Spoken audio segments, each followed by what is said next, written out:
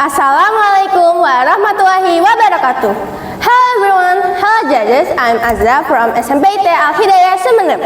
Today I'm gonna tell you a story entitled Potret Kaning. Once upon a time, in the Sumeneb area, Madura Island, there was a prosperous kingdom. This kingdom was led by a king who had a beautiful daughter. He was given a name, Potret Kaning, because of her olive skin. The people of Sumeneb were amazed by her smooth behavior. Her language is soft and orderly.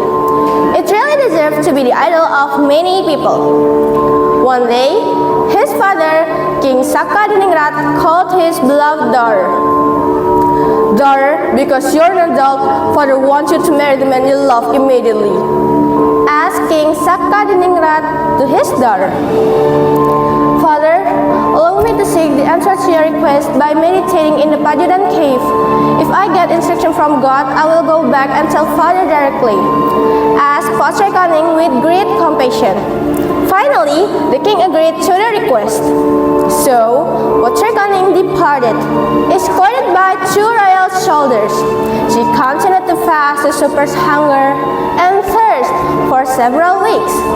She also tried to always stay awake, even though in the end she fell asleep too. In her sleep, she dreamed of meeting a young man who claimed to be Adi Podai, someone she didn't know little before but was able to make her heart restless and confused. After that, Potret Kaning returned to the kingdom. However, something strange happened. Her stomach was getting bigger and bigger, like a pregnant woman. Father became very angry and called her and gave her a severe punishment. "It turns out you have dared to act immorally behind your father's back, dare to play with fire with a man who makes you pregnant without a husband. You deserve the death penalty. Tomorrow you have to carry out your punishment," he said in a high voice. However, thanks to the effort of the mother and the regent, still believed that Potret Kaning was not like Her Majesty's accusation. The sentence was cancelled. Potret Kaning survived for 9 months and then gave birth to a very handsome baby. Even though it was quite strange because not a single drop of blood was found in the baby's placenta. The baby's good looks reminded her of a mysterious figure named Adi Podai.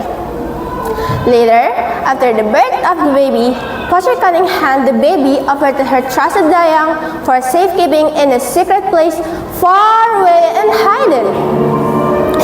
The baby was placed on a forest on a large shady tree and covered with leaves so that no one would notice.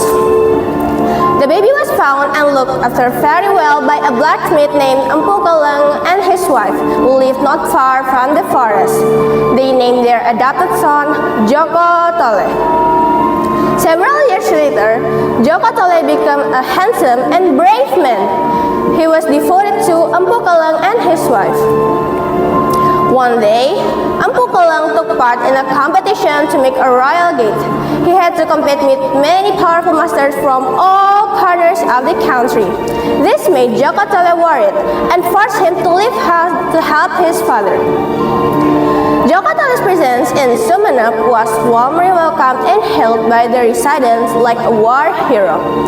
There, Joko Tole found out his true origins. He was also able to meet his beloved mother, Potret Kaning, in the kingdom of Sumeneb. From this story, we can learn 1. Always worship the Almighty God. 2. As a child, we must be obedient and devoted to our parents. Thank you everyone for listening to my story. Forgive me if I have some mistakes. Wassalamualaikum warahmatullahi wabarakatuh.